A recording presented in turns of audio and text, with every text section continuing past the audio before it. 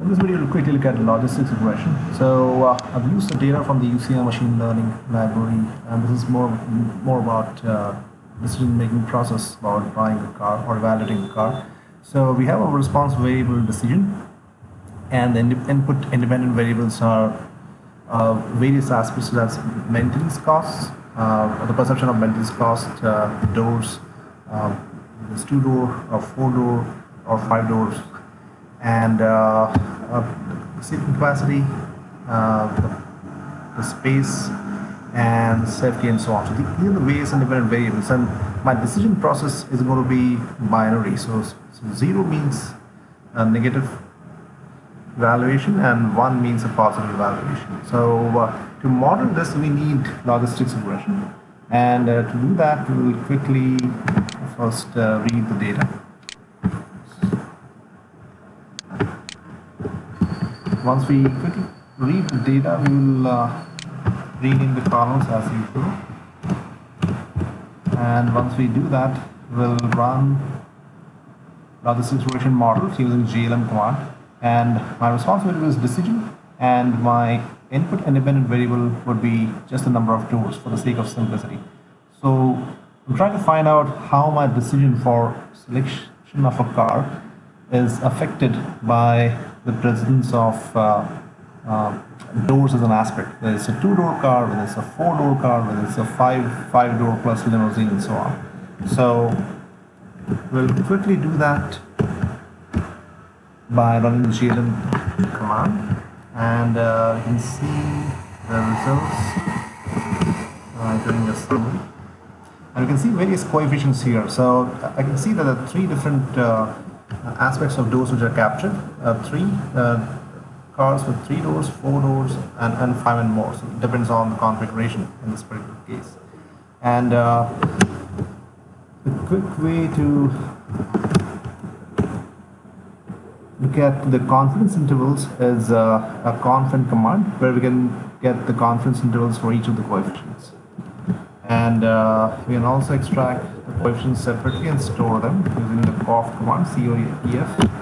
And I can see those coefficients here. So I have an intercept, and then I have 3 different variables which represent the log of likelihoods, right? So logistic regression is about understanding the log of likelihood, whether my decision is how my decision is going to fare against all other possible decisions. And in this case, I have 2 decisions to make. Either it's positive or negative. So I'm taking a ratio of likelihoods, and then I'm taking a logarithm of it. So that's the concept behind logistic regression. And so I will quickly run a predict function on this to see how this applies, how the predictive model learns from the existing database. Right? So I'm passing on the entire existing data set as a training model, and I'm training this regression model using the existing data, and we can quickly look at how the results look like.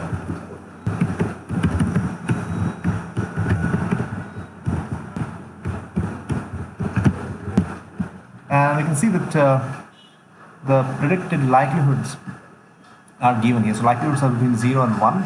So it is basically telling me what is my likelihood of selecting or doing a positive evaluation versus not selecting, which is a negative evaluation. So that's one way of quickly doing the prediction. I can also define a function to express this in terms of odds, because as we said, it's the logarithm of odds, and for that I'll probably have to define a simple function of my own, which basically processes the data set and the learning which the model has done, and I'll use the coefficients to give me the odds ratio and the value coefficients, that is from the model. So the coefficients represent the learnings which the model has learned from a given set of database, and I can calculate that by just doing a simple apply application, and that can be seen here. I've added a new column to preserve the previous one, and then we can see what is the relative likelihood. So let's quickly do a head command on this. So apart from what we got from the ready-made predict function, we can also use a custom function to calculate the odds ratio. So the odds of me making a certain decision versus the other possible decisions. Given that my decisions are binary, that is a positive decision or a negative one, a 0 or a 1. So I can also calculate the I can calculate the odds ratio here.